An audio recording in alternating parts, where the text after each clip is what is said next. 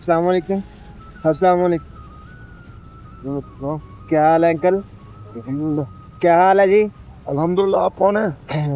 जी मैं अल्लाह का बंदा हूँ। क्या हुआ है? यार बस नहीं, पेट्रोल ख्याल नहीं किया, पेट्रोल खत्म हुआ। पेट्रोल खत्म हुआ है, रुके एक मिनट। हाँ मैं जी। पेट्रोल दे देता हूँ आपको। नहीं नहीं, रहते बाकी आगे पहुंचो। और इतना चलना पड़ना है हैं? आपको, इतना चलना पड़ना, वो आगे काफी है। कोई बात। कोई नहीं, थोड़ा सा बैठ चलना, ले लें आप मेरे से। थोड़ा सा चलना चाहिए। है पेट्रोल? ये देखें, पेट्रोल।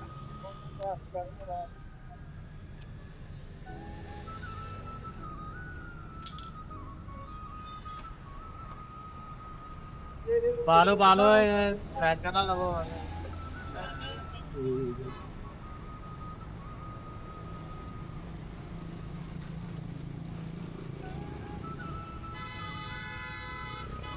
बेटा कितने का?